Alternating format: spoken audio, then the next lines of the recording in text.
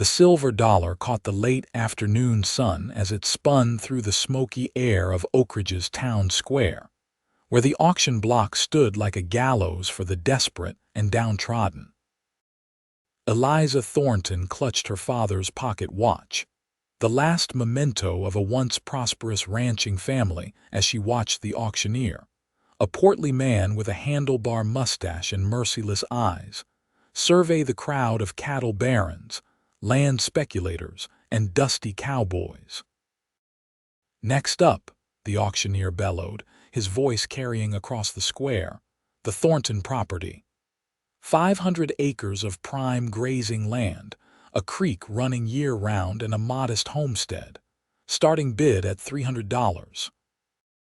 Eliza stepped forward, her calico dress faded but clean, her auburn hair pulled back in a simple knot. "Sir, please, there must be another way. That land has been in my family for 2 generations. My father," the auctioneer's laugh cut through her plea like a knife.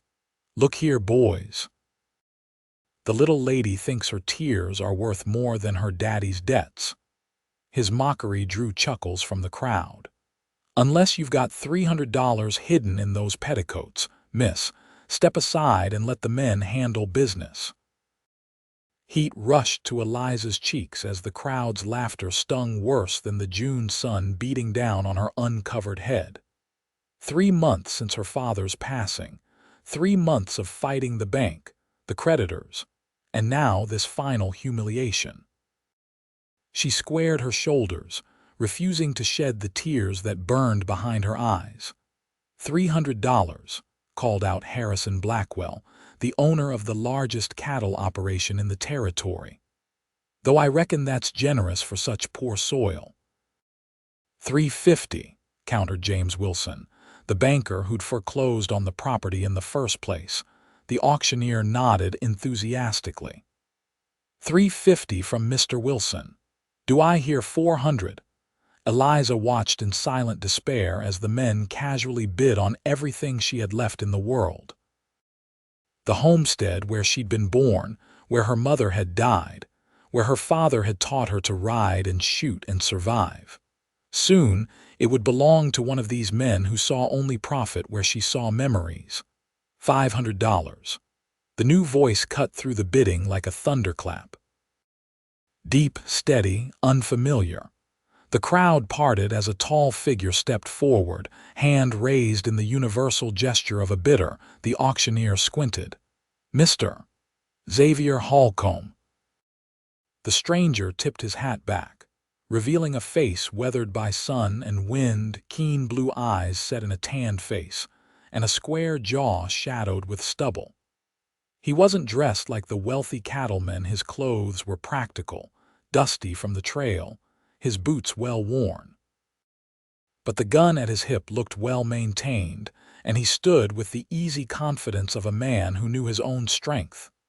$500, he repeated, meeting the auctioneer's gaze without wavering. A murmur rippled through the crowd. Blackwell snorted. $600. $800, Holcomb countered immediately. The banker Wilson fidgeted with his watch chain. $900. $1,000. Holcomb's voice remained steady, but his next words stunned the gathering. "Cash, right now." He patted the saddlebag slung over his shoulder. The crowd fell silent. Even in a boom town like Oak Ridge, cash of that magnitude was rare. Most large transactions were handled through bank drafts or promissory notes. The auctioneer's eyebrows shot up toward his receding hairline. "Well now, that's a serious offer, Mr. Holcomb." He looked at Wilson and Blackwell. "Either of you gentlemen care to top that?" Wilson shook his head slightly. Blackwell glared at the newcomer but remained silent. $1,000 going once, going twice. The auctioneer raised his gavel, eyes sweeping the crowd for any last-minute bids. Finding none, he brought it down with a crack. "Sold. To Mr. Xavier Holcomb for $1,000. Eliza stood frozen, unable to process what had just happened. The stranger, this Xavier Holcomb, had paid far more than the land was worth in its current condition. Why would he do that? She watched as he approached the auction table, counted out the money, and signed the necessary papers. When he turned away from the table, deed in hand, his eyes met hers across the dispersing crowd. For a moment, neither moved. Then, with deliberate steps, he walked toward her. "Miss Thornton," he said, his voice lower now that he wasn't projecting for the auction, "I believe this belongs to you." He extended the deed toward her. Eliza stared at the paper, then at him, confusion written across her features. "I don't understand." "The land is yours," he said simply. "I'm just holding it for you until you can buy it back." "But why would you?" she began, then stopped as suspicion flared. She dealt with enough men trying to take advantage of her vulnerable position these past months. "What do you want in return, Mr. Holcomb?" A slight smile touched his lips, though it didn't quite reach his eyes. "A job, for now. I hear the Thornton Ranch needs a foreman to get back on its feet." "I can't pay you," she admitted, hating the words even as she spoke them. "Not properly. Room and board will do for a start," he said. "And 10% of the profits once we're turning them." Eliza studied him, trying to divine his true intentions. "You're a stranger in these parts, Mr. Holcomb. Why help me?" His expression shifted, something unreadable passing behind those blue eyes. "I knew your father once, a long time ago." Before she could ask more, he continued, "Do we have a deal, Miss Thornton?" Around them, the townsfolk were watching with undisguised interest, waiting to see what would happen next in this unexpected drama. Eliza was acutely aware of their stares, of her precarious position, of this strange offer that seemed too good to be true. But what choice did she have? "We have a deal, Mr. Holcomb," she said finally, extending her hand. His larger hand enveloped hers in a brief, firm handshake. "Xavier," he corrected, "if we're to be working together." "Eliza," she returned, withdrawing her hand and trying to ignore the lingering warmth of his touch. "I suppose you'll want to see the property," he nodded. "Lead the way." As they walked toward where her horse was hitched, Eliza couldn't shake the feeling that her life had just changed irrevocably. What she couldn't possibly know was just how right she was. The 5-mile ride to the Thornton Ranch passed mostly in silence. Xavier rode a handsome chestnut gelding that moved with the easy gait of a well-trained mount. Eliza found herself stealing glances at her unexpected benefactor, trying to reconcile his claim of knowing her father with her own memories. She didn't recall her father ever mentioning a Xavier Holcomb, and she prided herself on remembering everything about Thomas Thornton. "How did you know my father?" she finally asked as they crested the hill that overlooked the valley where the ranch buildings nestled. Xavier was quiet for so long that she thought he might not answer. "We rode together during the war," he said eventually. "I was young, scared. He looked out for me." "The war," Eliza frowned. "My father never spoke much about his time in the army." "Some men don't." His tone suggested he counted himself among them. They descended into the valley, the late afternoon sun casting long shadows from the cottonwoods that lined the creek. The main house came into view, a solid 2-story structure of timber and local stone, built by her grandfather and expanded by her father during better times. The barn needed a new roof, and the corral fence had seen better days, but it was still home. "It's not much at the moment," Eliza said, feeling strangely defensive. "The drought last year hit us hard, and then when Father fell ill."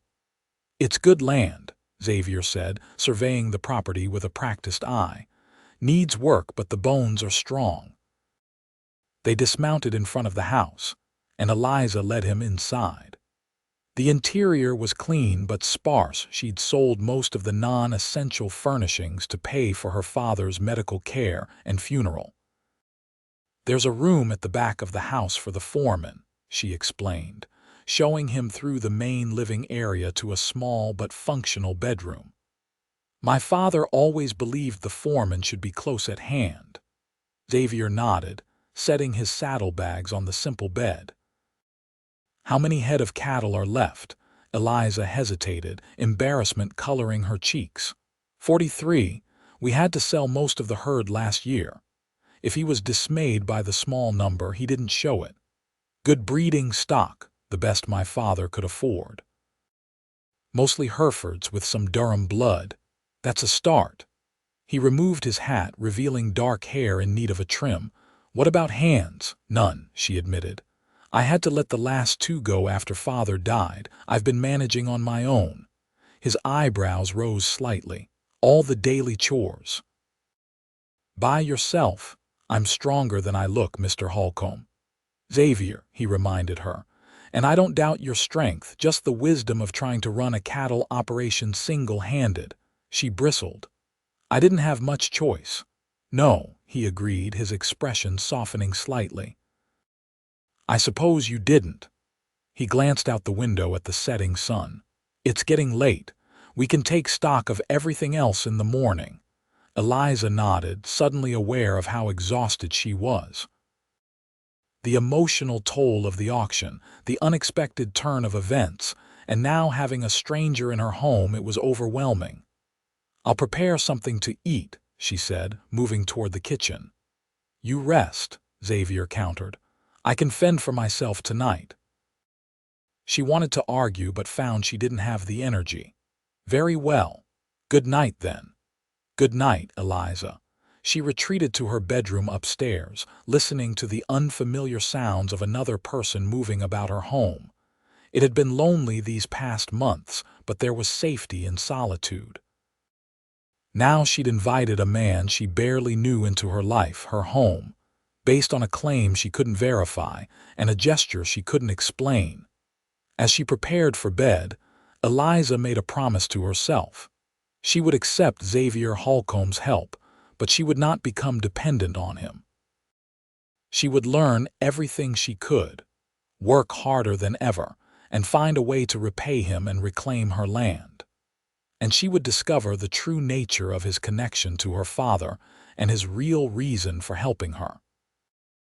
Dawn broke over the eastern hills, painting the sky in shades of pink and gold as Eliza made her way downstairs.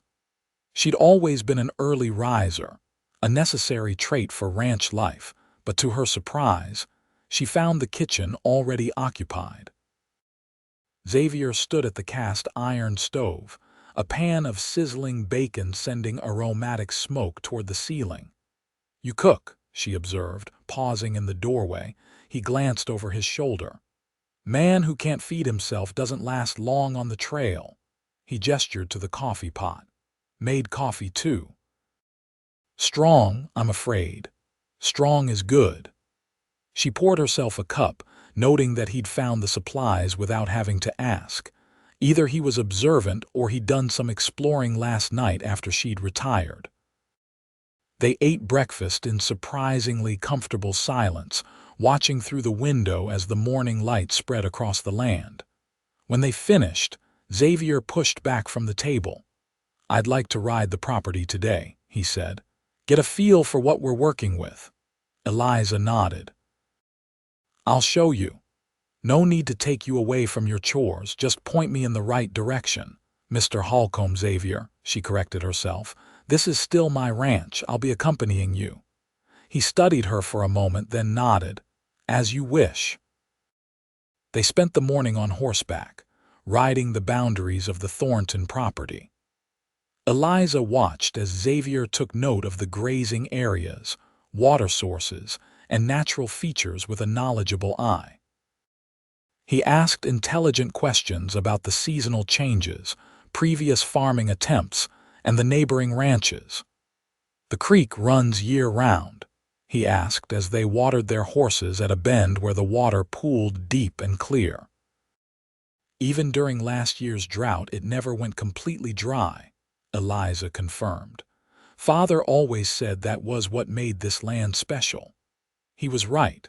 Water rights alone make this property valuable. As they continued their tour, Eliza found herself sharing stories of growing up on the ranch, learning to fish in the creek, helping with her first calving when she was 12. The time her father taught her to track a mountain lion that had been preying on their calves. "Your father taught you a lot," Xavier observed as they rested in the shade of a large oak tree at midday. "He didn't have a son," she said simply. "And after my mother died, it was just the two of us. He needed the help and I needed to learn. Lucky for the ranch that he did." There was genuine respect in his voice that warmed her more than she wanted to admit. By late afternoon, they'd seen most of the property and returned to assess the buildings and equipment. The barn needed repairs, the corral fence was barely functional, and most of the tools were well worn. But the basics were there, and with work, they could be made serviceable again. "We'll need to hire at least 2 hands," Xavier said as they walked through the barn. "More when it comes time for branding and roundup."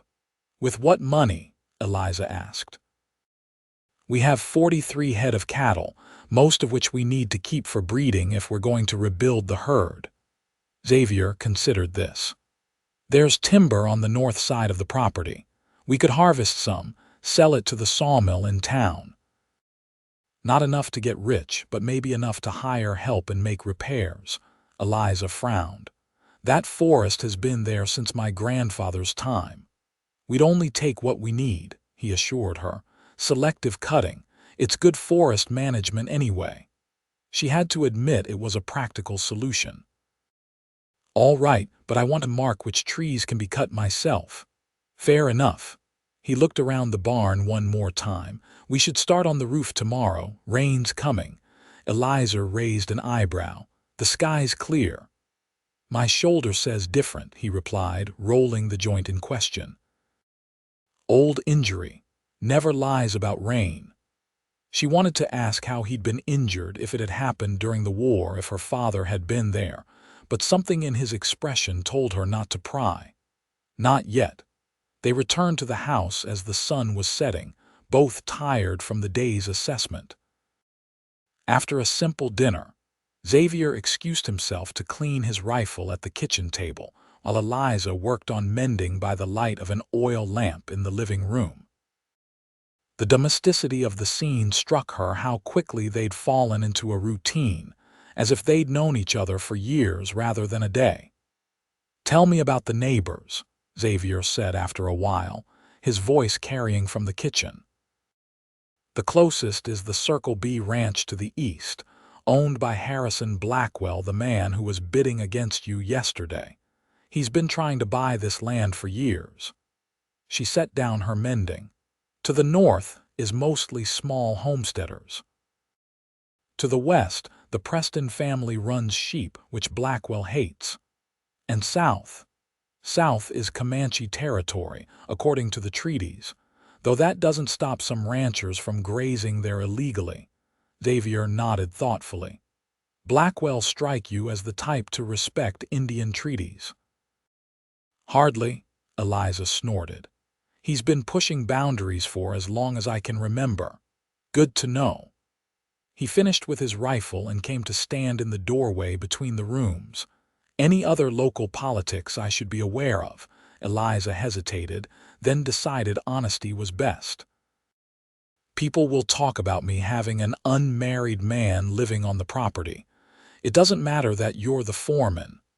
"Does that bother you?" "What people think? Not particularly. But it might make things difficult for the ranch if certain families decide we're not respectable enough to do business with." Xavier considered this. "We could hire a married hand with a wife, have them live in the main house. You could take one of the outbuildings." Eliza stared at him. "This is my home. I'm not moving to an outbuilding on my own property." A ghost of a smile touched his lips. "Just testing your resolve, Miss Thornton." She realized he was teasing her and felt foolish for her quick reaction. "You'll find I'm quite resolved about many things, Mr. Holcomb." "I'm counting on it." He picked up his hat from the table. "Think I'll check on the horses once more before turning in." After he left, Eliza sat for a long time with her mending forgotten in her lap. She was starting to understand why her father might have trusted this man. There was a steady reliability to him, a straightforward approach that was refreshing after months of dealing with bankers speaking in circles and creditors making veiled threats. But there was also something guarded about Xavier Holcomb, something he wasn't telling her. And Eliza Thornton had never been one to leave a mystery unsolved. True to Xavier's prediction, rain began falling during the night, a steady drumming on the roof that revealed at least 3 leaks in the upstairs ceiling. Eliza placed buckets under the drips and tried to go back to sleep, but the unfamiliar sounds from downstairs kept her alert. She could hear Xavier moving about occasionally, and once she thought she heard him speaking, though she couldn't make out the words. Was he talking to himself? Or had someone arrived at the ranch in the middle of the night? She was tempted to investigate but decided against it. If there was trouble, Xavier would alert her. If he was simply restless, she didn't want to intrude on his privacy. When morning came, the rain had passed, leaving behind puddles in the yard and a glistening freshness to the air. Eliza came downstairs to find Xavier already gone, his bed made with military precision. Through the window, she could see him in the barn, moving feed bales. By the time she'd prepared breakfast, he returned, his shirt damp with sweat despite the early hour. "Roof in the barn held better than I expected," he reported, washing his hands at the pump by the kitchen door. "But there's rot in the southeast corner. We'll need to replace those beams before winter." Eliza nodded, setting plates on the table. "I made a list of all the repairs I know need doing. It's extensive, I'm sure it is." He sat down across from her. "We'll prioritize. Structure first, then function, then appearance. I spoke with Mr. Abernathy at the lumber mill last month," she said. "He might be willing to trade timber for finished boards and shingles, save us some money." Xavier looked impressed. "Good thinking. We'll go into town tomorrow, speak with him." They spent the day making temporary repairs to the most critical areas, patching the roof, leaks in the house, reinforcing the weakest sections of the corral fence, and taking inventory of the tools and supplies. Xavier worked steadily, efficiently, without complaint even when the tasks were difficult or unpleasant. By late afternoon, they'd made significant progress, though there was still much to be done. Eliza found herself watching Xavier as he worked, noting the fluid economy of his movements, the concentration in his expression as he solved each problem that arose. He wasn't a handsome man in the conventional sense, too weathered, too serious, but there was something compelling about him nonetheless. "You're staring, Miss Thornton," he said without looking up from the fence post he was setting. Eliza felt heat rise to her cheeks. "I was just thinking you work as if you've done this before." "I have. Many times." He tamped the earth around the post. "Ranching isn't so different wherever you go. Land, animals, weather. The basics stay the same." "And where have you ranched before?" He hesitated just long enough for her to notice. "Here and there, Texas, Colorado, Montana for a while. You move around a lot." "I did." Something in his tone suggested that was a part of his life he considered finished. "And now," she pressed. He finally looked up at her, those blue eyes direct and unreadable. "Now I'm here, helping you restore what your father built." Before she could ask more questions, a rider appeared on the road leading to the ranch house. Xavier straightened, one hand dropping casually to the revolver at his hip. "Expecting company," Eliza shaded her eyes. "That's Samuel Preston, from the sheep ranch to the west." Xavier's posture relaxed slightly, but he remained alert as the rider approached. Samuel Preston was a man in his early 30s with a friendly face beneath his wide-brimmed hat. He reined in his horse a respectful distance away.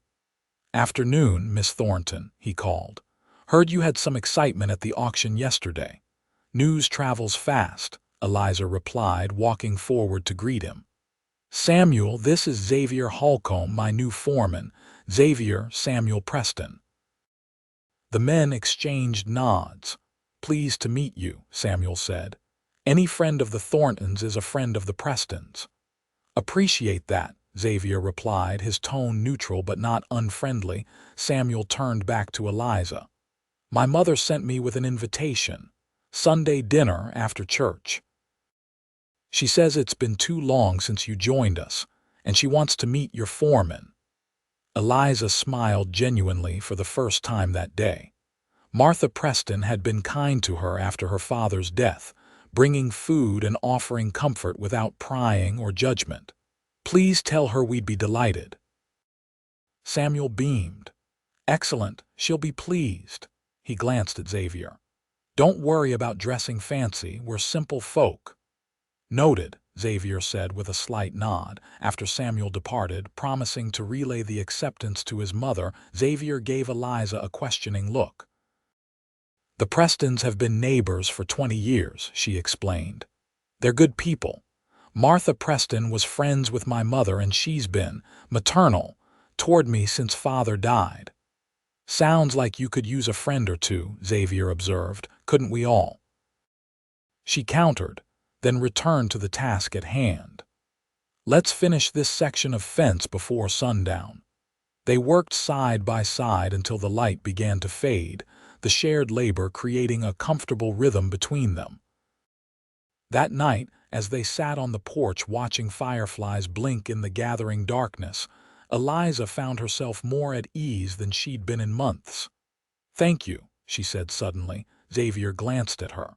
For what? For helping. For believing this place is worth saving. He was quiet for a long moment. Your father would have done the same for me, did do the same in a way.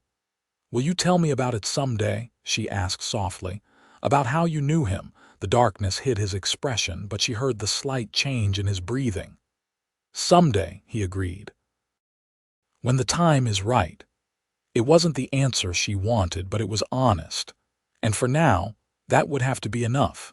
The next morning they rode into Oak Ridge, a list of supplies and business matters guiding their visit. The town was busier than it had been on auction day, with wagons lining the main street and people going about their Saturday business.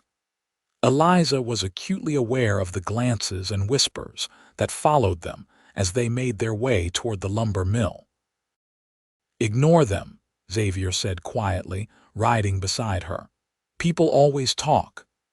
I'm used to it, she replied, though in truth, the scrutiny felt different with Xavier at her side. Before, the townsfolk had looked at her with pity or disdain, the poor Thornton girl trying to run a ranch on her own. Now, their curiosity had a different quality, tinged with speculation about her relationship with the mysterious stranger who had bought her property. At the lumber mill, Mr. Abernathy proved receptive to their proposal to trade timber for finished materials. Xavier negotiated skillfully, neither too aggressive nor too yielding, and by the end of their discussion, they had secured a favorable arrangement. You're good at that, Eliza remarked as they left the mill. Negotiating, Xavier shrugged, just practical. No point in either party feeling cheated. Leads to bad business down the line. Their next stop was the general store, where they needed to purchase supplies that couldn't be produced or repaired on the ranch. As they entered, Eliza noticed the conversation in the store falter, then resume at a lower volume. Mrs. Whittaker, the storekeeper's wife, approached with a tight smile. Miss Thornton, how nice to see you in town. Mrs. Whittaker, Eliza nodded politely. This is Xavier Holcomb, my foreman. The older woman's eyes narrowed slightly as she assessed Xavier. Yes, we've heard about Mr. Holcomb, quite the sensation at the auction from what my husband tells me. Xavier tipped his hat. Madam, we need a few things, Eliza said, presenting her list before Mrs. Whittaker could continue her thinly veiled interrogation. As the storekeeper's wife gathered their supplies, Eliza became aware of a tense atmosphere developing near the back of the store. 3 men had entered cowhands from the Circle B, judging by their attire, and they were staring at Xavier with undisguised hostility. Xavier had noticed them too. His posture hadn't changed, but there was a new alertness in his eyes as he casually positioned himself between Eliza and the potential threat. "Friends of yours," he murmured. "Blackwell's men," she replied softly. "The one in the red bandana is Troy Delaney, his foreman. Mean when he drinks, and it looks like he started early today." As if on cue, Delaney sauntered forward, thumbs hooked in his belt. "Well, if it ain't the Thornton girl and her mysterious benefactor." His voice carried through the store, causing other customers to edge away from the brewing confrontation. Xavier didn't respond, his face impassive as he continued examining a box of nails on the counter. "I'm talking to you, stranger," Delaney pressed, moving closer. "Awful generous of you, paying so much for such worthless land. Makes a man wonder what you're really after." "Our business isn't your concern," Eliza said firmly. "Please excuse us, Mr. Delaney." Delaney's gaze shifted to her, a nasty smile spreading across his face. Maybe it's not the land he's interested in at all. Maybe it's the additional benefits of being the only man at the Thornton ranch. The implication hung in the air like gunsmoke. Eliza felt her face flush with anger and humiliation. Xavier still hadn't moved, hadn't even looked up from the nails he was sorting through. "Miss Thornton," he said calmly, "I believe we need 3 pounds of these, not 2. His apparent disinterest seemed to infuriate Delaney more than any challenge would have. The foreman stepped closer, deliberately bumping Xavier's shoulder. "You deaf as well as dumb, mister," in one fluid motion. Too fast for Eliza to follow, Xavier had Delaney's arm twisted behind his back, the man's face pressed against the counter. He'd moved so quickly and quietly that several customers didn't even realize what had happened until Delaney's pained gasp broke the silence. "I can hear just fine," Xavier said, his voice still conversational. "And I can count too. You've got 2 friends, both reaching for their guns right now." "That would be a mistake." He glanced up at the other cowhands who had indeed started to draw their weapons. A fatal one. There was something in his tone, not a threat, but a simple statement of fact that made the men freeze. "Now," Xavier continued, maintaining his hold on Delaney without apparent effort, "we're going to finish our shopping. You're going to leave, and the next time we meet, you'll remember your manners."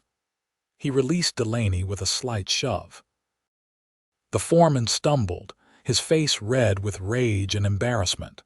For a moment, Eliza thought he might foolishly try to retaliate, but something in Xavier's steady gaze made him reconsider. "This ain't over," Delaney spat, adjusting his rumpled shirt. "It is for today," Xavier replied evenly.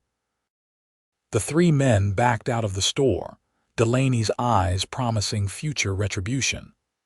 As the door swung shut behind them, the tension in the room gradually dissipated, though the other customers kept a wary distance. Mrs. Whitaker returned with the last of their supplies, her expression a mixture of disapproval and reluctant admiration. "That'll be $4.27, she said, tallying the bill. As Xavier paid, Eliza noticed he'd added a small package to their purchases, a tin of hard candies. "Sweet tooth?" she asked quietly as they left the store. He handed her the tin. "Peace offering, for disrupting your standing in town." Eliza looked at the simple gift, touched by the gesture. "My standing was already complicated, Xavier, but thank you." They loaded their supplies onto their horses, aware of being watched from various windows and doorways along the street. "Will there be trouble?" Eliza asked as they mounted up. Xavier glanced toward the saloon, where Delaney and his companions had retreated. Eventually, "Men like that don't forget being shown up. I'm sorry. I should have warned you about Blackwell's men." "You did," he reminded her, "and it's nothing I haven't handled before." As they rode out of town, Eliza couldn't help but wonder just what kind of life Xavier Holcomb had led that made such confrontations seem routine. The more she learned about him, the more questions she had. They stopped at the creek on the way back to the ranch, allowing their horses to drink and resting in the shade. Xavier sat on a large rock, seemingly lost in thought as he watched the water flow. "You've been in fights before," Eliza observed, breaking the companionable silence. He glanced at her. "Most men have. Not like that. You weren't even worried." Xavier sighed, skimming a flat stone across the water's surface. "Being worried gets you killed. Being prepared keeps you alive. Is that what you learned in the war, among other things?" He skipped another stone, this one making it all the way to the opposite bank. "Your father taught me that, actually, to stay calm when everything's falling apart around you." It was the first time he'd volunteered information about his relationship with her father, and Eliza seized the opportunity. "What regiment were you in together?" Xavier hesitated, then seemed to decide there was no harm in answering. "6th Texas Cavalry. I was 17, lied about my age to enlist. Your father was a lieutenant then." Eliza tried to reconcile this information with what she knew. "Father never talked about the war. When I asked, he'd just say it was a time he'd rather forget." "Most of it was," Xavier agreed grimly, "but there were moments of brotherhood, of sacrifice. Those are worth remembering." He stood, brushing dust from his pants. "We should get back." Still daylight enough to unload these supplies.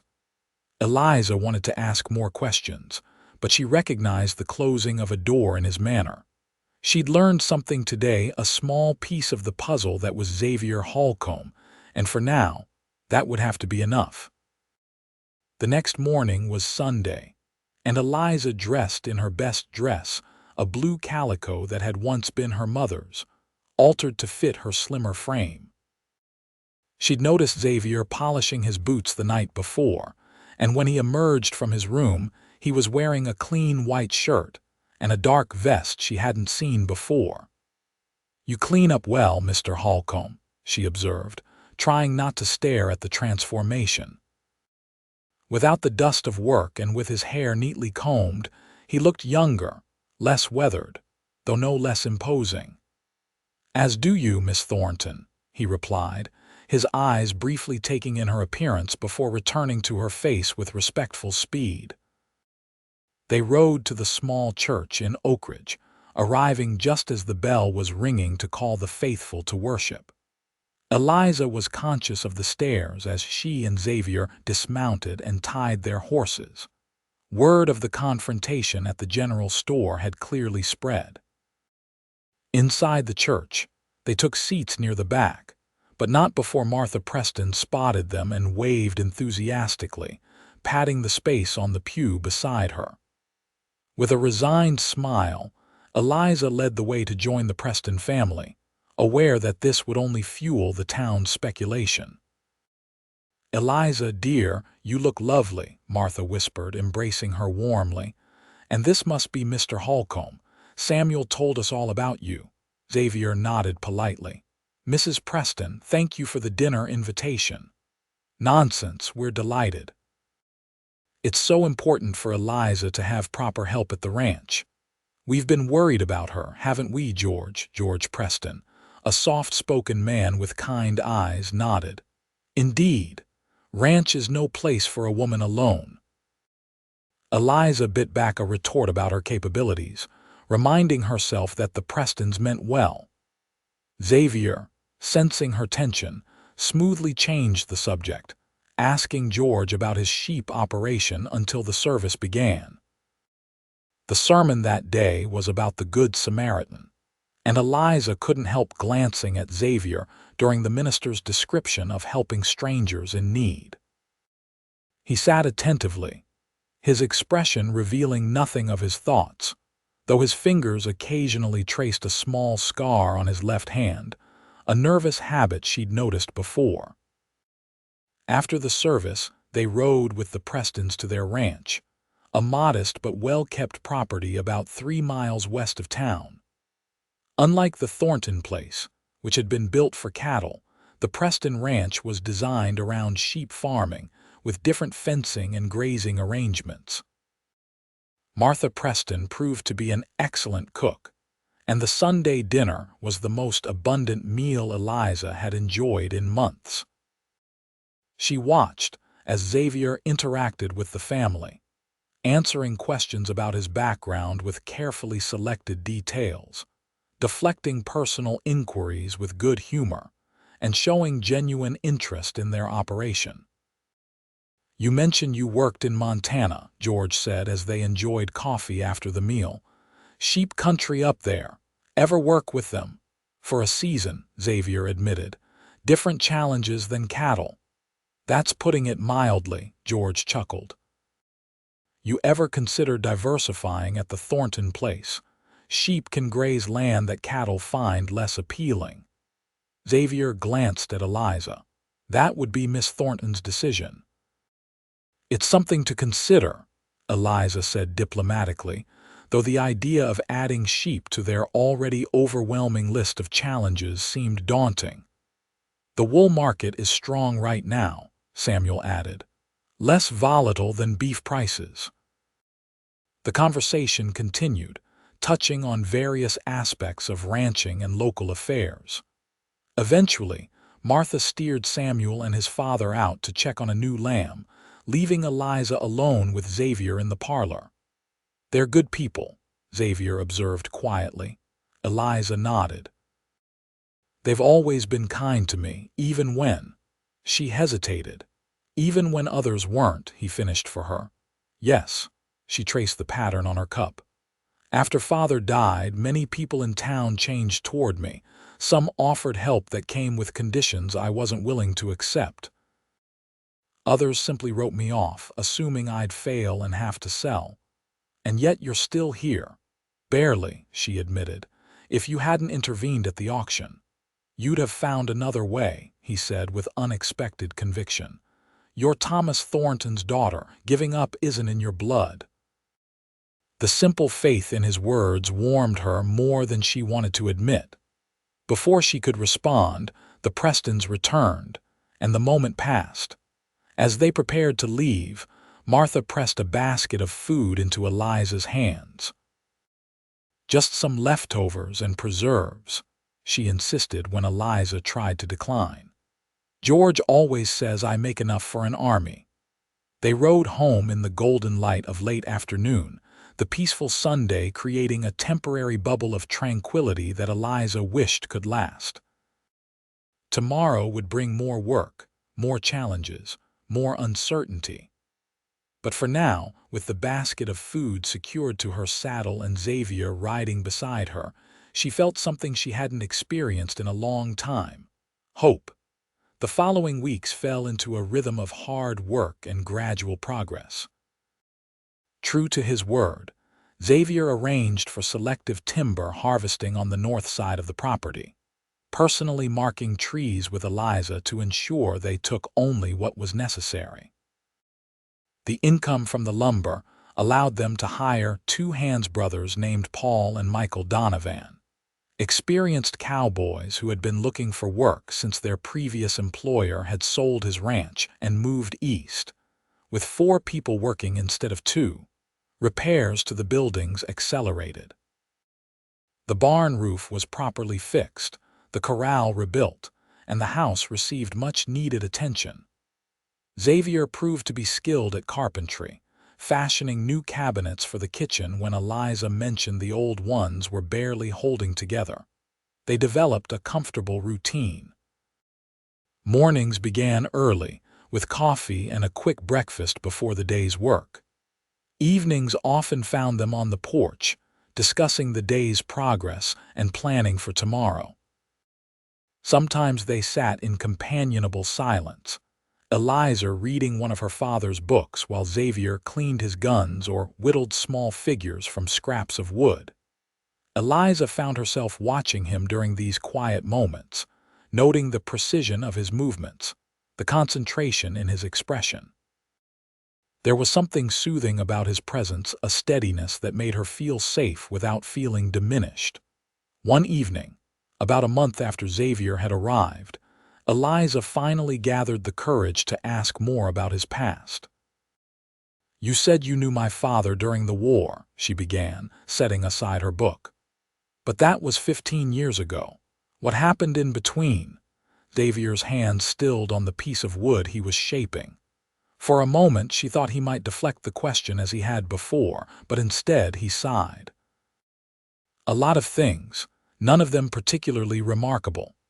He resumed his whittling, shaving thin curls of wood that fell to the porch floor. "After the war, I drifted, worked ranches in Texas, then New Mexico territory, tried my hand at mining in Colorado for a spell. And Montana. That was later, 4 years ago, maybe 5. He examined his handiwork critically. "I was foreman on a cattle operation outside Helena. Owner died, his eastern relatives sold everything, found myself drifting again. It wasn't a complete picture, but it was more than he'd shared before." Eliza pressed gently. "And what brought you to Oak Ridge? How did you know about the auction?" Xavier set down his knife and the half-finished carving a horse she could now see. "I kept track of your father over the years, not closely, just checking in from time to time. Last year I heard he was ill, thought about coming then, but," he shrugged, "didn't seem right showing up after all that time, but you came for the auction. I read about it in a newspaper in Santa Fe, recognized the name immediately." His eyes met hers in the fading light. "I owed your father a debt, couldn't let his land, his legacy, go to someone like Blackwell." "What kind of debt?" Eliza asked softly. Xavier looked away, his gaze finding the distant horizon where the first stars were appearing. "He saved my life, twice. Once at Pea Ridge when my horse was shot out from under me and Confederate cavalry was bearing down. He rode back for me when everyone else kept going." His voice had grown quieter, more distant. "Second time was after Shiloh. I took a bullet, developed fever. Doctors wanted to amputate my arm. Your father wouldn't let them. Nursed me himself for 3 days straight until the fever broke." Eliza felt a swell of pride in her father, mixed with sadness that he'd never shared these stories with her. "He never mentioned you." "We lost touch after the war," Xavier admitted. "I was troubled. Many of us were. The things we'd seen done, they change a man." He picked up his carving again, turning it in his hands. "Your father had you and your mother to come home to. I had nothing but memories I wanted to forget." The simple honesty of his words touched her deeply. "And now," she asked, "what do you have now?" His eyes met hers again, something unreadable flickering in their depths. "A purpose. A chance to repay a debt. It's more than I've had in a long time."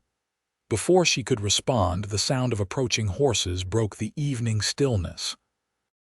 Xavier was on his feet in an instant, his hand moving to the revolver he wore even during dinner. "Stay here," he said, stepping off the porch into the gathering darkness.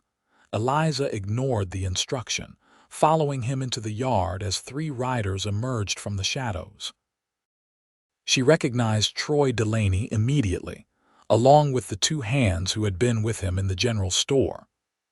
This time, they had a 4th companion, Harrison Blackwell himself, his expensive clothes and well-groomed appearance at odds with the rough men he employed.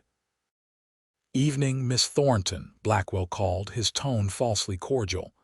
"Hope we're not interrupting anything private." Eliza lifted her chin. "What can I do for you, Mr. Blackwell? It's more what I can do for you, my dear." He dismounted, handing his reins to one of the hands. "I've come to make you a generous offer." Xavier had positioned himself slightly in front of Eliza, his posture relaxed but alert, The property isn't for sale. Blackwell's smile didn't reach his eyes. Actually, I was addressing Miss Thornton. Last I checked, you're merely the hired help, Holcomb. He's my foreman and partner in this ranch, Eliza said firmly. Anything you have to say can be said to both of us. Something ugly flashed across Blackwell's face before his smooth facade returned. Very well. I'm prepared to offer you $1,500 for the Thornton property. That's a 50% profit on what was paid at auction. Eliza blinked in surprise. It was indeed generous, more than the land was currently worth, even with the improvements they'd made. But she knew Blackwell wouldn't offer such a sum without expecting to gain far more in return. Why? She asked bluntly. Blackwell spread his hands in a gesture of openness. I've always admired this land, as you know. The water rights alone make it valuable to my operation.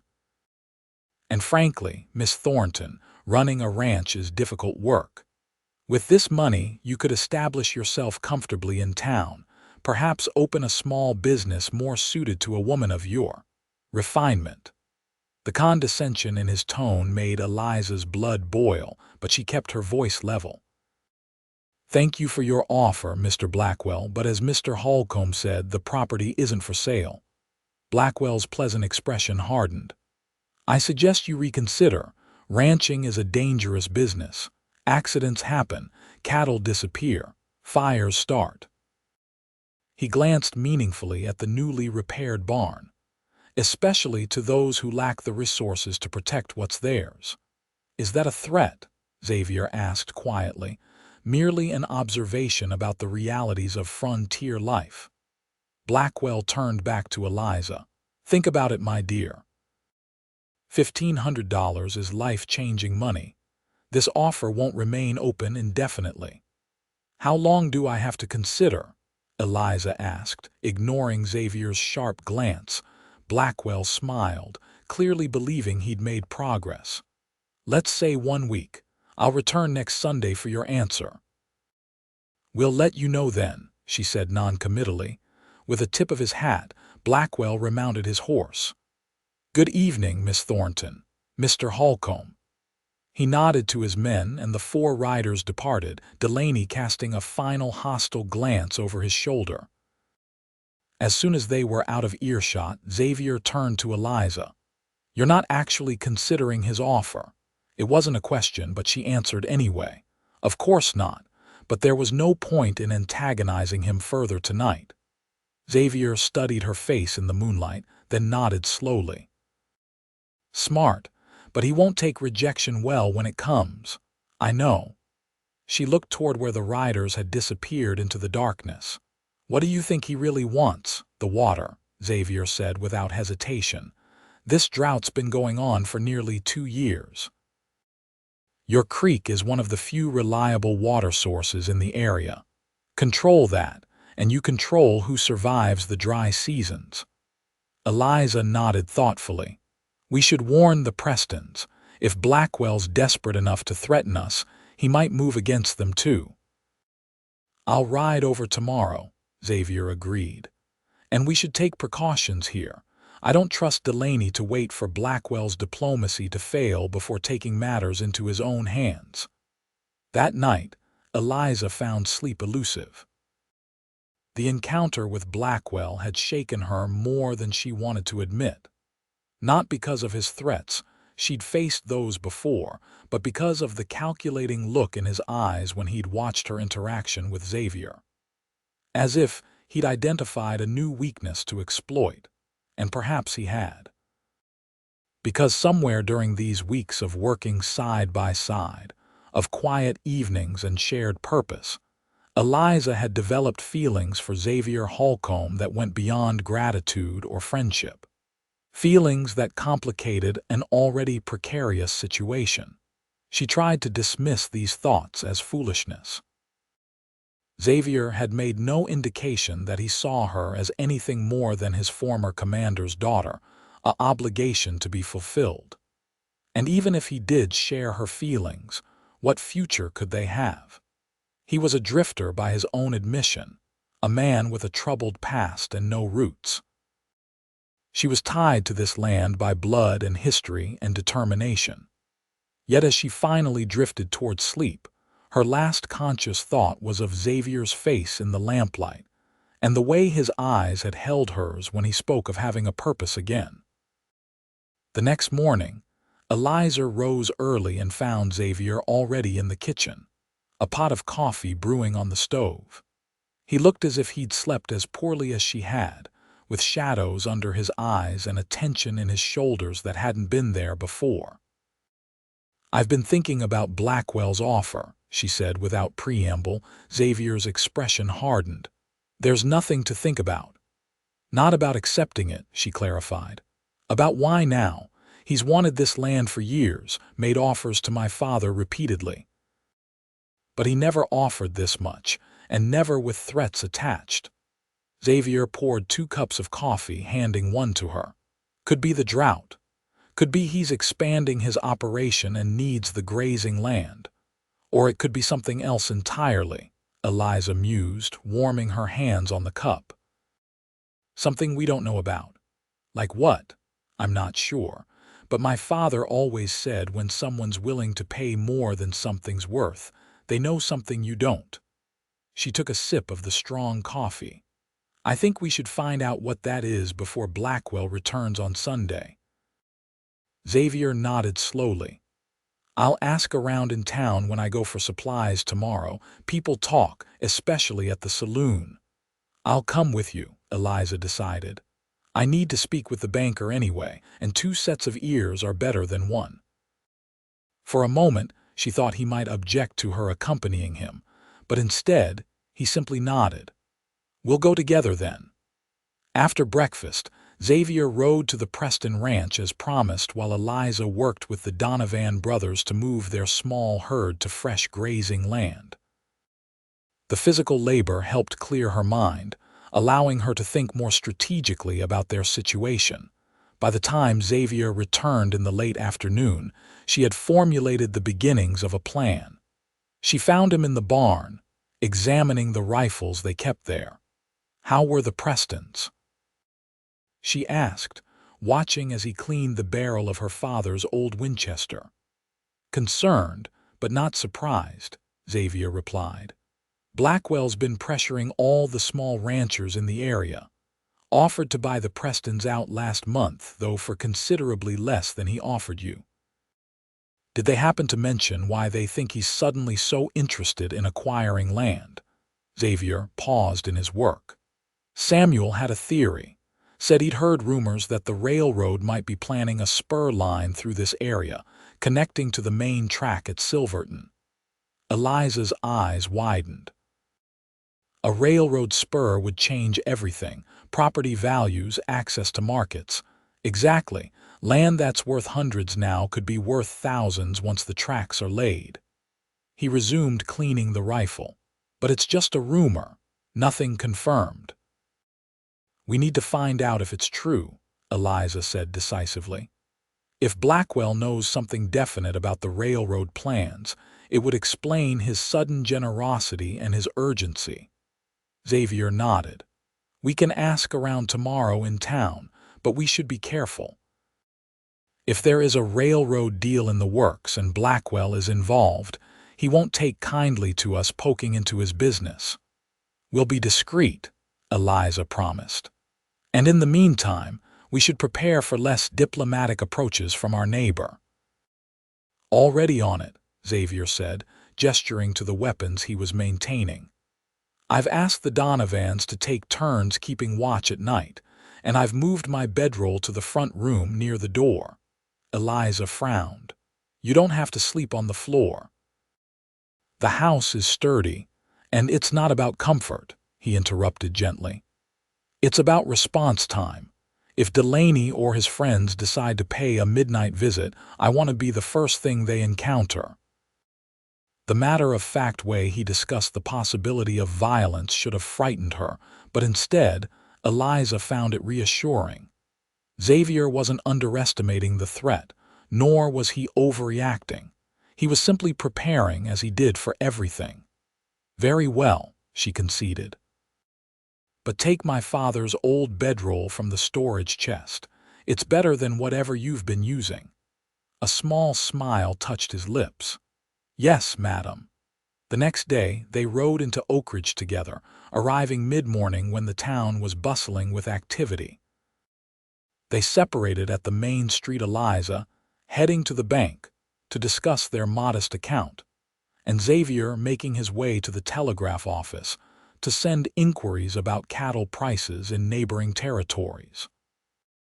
They had agreed to meet for lunch at the small cafe beside the hotel, giving them both time to listen for any information about Blackwell or railroad plans.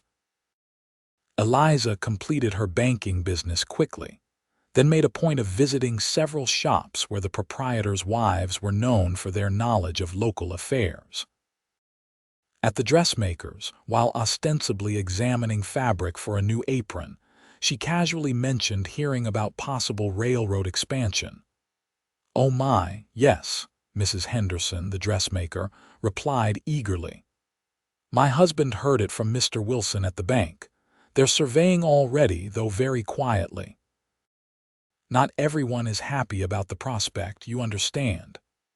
"I would think a railroad would be good for business," Eliza observed. "For some," Mrs. Henderson allowed, "but others worry about the changes it will bring. More people, more competition. And of course, there's the matter of where exactly the tracks will run." "Have they decided on a route?" The dressmaker leaned closer, lowering her voice. "Well, I shouldn't say, but word is they're considering two possible paths. One would run north of town through the Carson property. The other would come right through the valley where your ranch sits." Eliza's heart skipped a beat, but she kept her expression neutral. "I hadn't heard that." "Well, nothing's official yet, but Mr. Blackwell has been mighty interested in properties along both routes. Very forward-thinking, that man." "Indeed," Eliza murmured. "How much for this calico?" After completing her purchase, Eliza made her way to the cafe, her mind racing with implications. If the railroad was considering a route through Thornton land, Blackwell's interest made perfect sense. He wasn't just after water rights, he was trying to position himself to profit enormously from the coming changes. Xavier was already waiting at a corner table when she arrived, his back to the wall and his eyes on the door, a habit she'd noticed before. He stood as she approached, pulling out her chair with an old-fashioned courtesy that always surprised her, given his otherwise practical nature. "Learn anything useful?" he asked quietly after they'd ordered. Eliza nodded slightly, keeping her voice low. "The railroad is definitely planning a spur line, and one of the routes they're considering would run directly through our property." Xavier's expression remained impassive, but she saw the slight widening of his eyes. "That explains a lot. Blackwell's been buying up land along both potential routes," she continued. "He must have information about which one they're leaning toward. Or he's hedging his bets," Xavier suggested, "buying what he can now before prices skyrocket once the news becomes official." The waitress brought their food simple fare of beef stew and fresh bread, and they paused their conversation until she had moved away. "What did you discover?" Eliza asked, breaking off a piece of bread. "Nothing about the railroad specifically," Xavier admitted, "but plenty about Blackwell. He's extended himself financially these past few months, taken loans from banks as far away as Denver. He's investing everything in this railroad gamble," Eliza realized.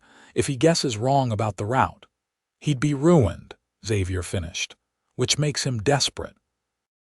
And desperate men are dangerous." They ate in thoughtful silence for a few minutes, each considering the implications of what they'd learned. Finally, Eliza set down her spoon. "We need to find out which route the railroad is planning to take," she said decisively. "Before Sunday, when Blackwell expects our answer," Xavier nodded. "I asked around about who might know. The surveying crew is staying at the hotel in Silverton, about 20 miles east. They come into the saloon there most evenings. Then we should go to Silverton, Eliza said. Tonight. Xavier frowned. It's a long ride and not entirely safe. The road between here and Silverton has seen its share of holdups. All the more reason for us to travel together, she countered. You said yourself we need this information before Sunday. He studied her face, seeming to weigh her determination against his concerns for her safety. Finally, he nodded. We'll leave after we finish here. Should reach Silverton by nightfall if we push. They completed their meal quickly, then gathered the supplies they'd come for and headed back to the ranch. After informing the Donovan brothers of their plans and instructing them to remain vigilant in their absence, Eliza changed into her riding clothes sturdy pants she wore for ranch work, hidden beneath a split skirt that maintained propriety while allowing for comfortable travel. As they set out for Silverton, the afternoon sun casting long shadows across the land, Eliza felt a curious mixture of anxiety and exhilaration. She was riding toward answers that could secure her future or confirm that she was fighting a losing battle against forces beyond her control. And beside her rode a man who had become essential to her in ways she hadn't anticipated, whose own future remained as uncertain as the land they were fighting for. The road to Silverton wound through rolling hills and stands of pine, occasionally offering glimpses of distant mountains still capped with snow despite the summer heat. They rode at a steady pace, stopping once to rest the horses and share a canteen of water. Tell me something, Eliza said during this brief respite. If the railroad does come through our land, what would that mean for the ranch? Xavier considered the question, his eyes scanning the horizon as he thought. Depends on how it happens. If they take the land by eminent domain, you'd be compensated, but it might not be what the land is truly worth. If you negotiate directly, you could do better. Or we could refuse to sell at all, Eliza suggested. Keep the ranch intact. You could try, Xavier acknowledged. But railroads have powerful friends in government. They usually get what they want, one way or another. Eliza frowned, plucking a stem of grass and twirling it between her fingers. So either way, I lose part of my land. Maybe, Xavier allowed, but you'd gain something too. Direct access to markets for your cattle. Supplies delivered right to your doorstep instead of hauled by wagon. The calculus changes. She glanced at him, curious about his choice of words. Calculus. A faint smile touched his lips. I read when there's time. It was another small revelation about the man beside her that, beneath the weathered exterior and practical skills, lay a mind that sought knowledge, that used words like calculus in casual conversation. Eliza found herself wondering what other surprises Xavier Holcomb might contain. They reached Silverton as the sun was setting, the small mining town buzzing with more activity than Oak Ridge typically saw in a week. Silver had been discovered in the surrounding hills a decade earlier, and though the richest veins had been played out, there was still enough ore to keep the mines operating and the town prosperous. The hotel was easy to find, a 3-story building on the main street, with a saloon on the ground floor that spilled light and piano music onto the boardwalk. They stabled their horses at the livery beside the hotel, then discussed their approach. The surveying crew will be in the saloon by now, Xavier said. I'll go in, see what I can learn. And I'll come with you, Eliza stated firmly. Xavier shook his head. A respectable woman in a mining town saloon would attract too much attention. We're trying to be discreet, remember. I'm not staying behind, she insisted. We need this information, and 2 people asking questions in different ways will learn more than one. He studied her determined expression and sighed. Fine, but stay close to me and let me do most of the talking at first. We'll need to be careful how we approach the surveyors. The saloon was crowded and noisy, filled with miners still dusty from their shifts, gamblers hunched over card tables, and women in brightly colored dresses who moved among the tables with practiced smiles. Eliza felt the weight of curious stares as she entered with Xavier, his hand protectively at the small of her back. They found a table in the corner, and Xavier ordered whiskey for himself and a lemonade for Eliza, though she would have preferred something stronger to calm her nerves. As they waited for their drinks, Xavier scanned the room. "There," he said quietly, nodding toward a table where 4 men sat, one with what looked like maps rolled up beside his chair. "The one with the red beard must be the head surveyor. The others are probably his crew." Eliza observed the men discreetly. They were drinking steadily but not rowdily, engaged in what appeared to be a technical discussion. One of them was sketching something on a scrap of paper while the others watched. "How do we approach them?" she asked. Xavier considered the question. "Directly, I think, but carefully." He took a sip of his whiskey when it arrived. "Let's listen for a while first, see what we can learn without engaging." They sat quietly, sipping their drinks and observing the saloon's activities while trying to catch snippets of the surveyor's conversation. It was difficult over the piano music and general noise, but occasionally words like grade, elevation, and right-of-way drifted to their table. After about 20 minutes, one of the surveyors, a younger man with spectacles, rose and made his way to the bar for another round. Xavier nodded to Eliza and stood, casually positioning himself beside the young man at the bar. Eliza couldn't hear their exchange, but she saw Xavier offer the man a smoke, which was accepted with a nod. They conversed briefly, Xavier's manner friendly but not overly familiar. After a few minutes, the surveyor collected his drinks and returned to his table, Xavier following with his own refilled glass. To Eliza's surprise, the surveyor gestured for Xavier to join them.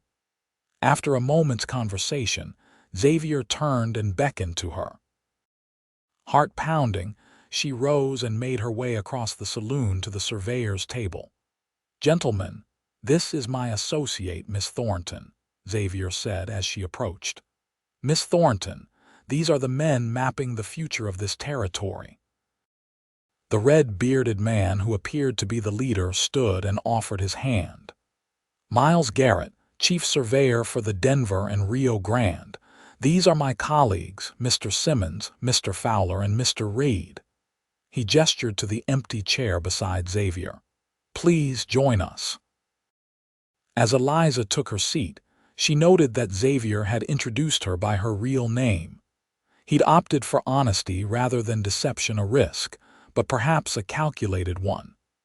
"Mr. Holcomb tells me you're interested in our railroad plans," Garrett said, his tone professional but curious. "He mentioned you represent landowners in the region." Eliza glanced at Xavier, understanding the role he'd created for them. "Yes, we're concerned about the impact on local properties. There are many families who have worked their land for generations." Garrett nodded sympathetically. "Progress always comes with costs, Miss Thornton, but the railroad brings opportunities too. Access to markets, increased property values, new businesses." "Of course," she agreed, "but only for those properties the railroad actually connects to. Those merely bisected by the tracks face a different equation." The surveyor's eyes sharpened with interest. "You speak like someone with specific knowledge of our potential routes." "We've heard rumors," Xavier interjected smoothly. "2 possible paths, one north of Oak Ridge through the Carson property, one through the valley east of town." Garrett exchanged glances with his colleagues.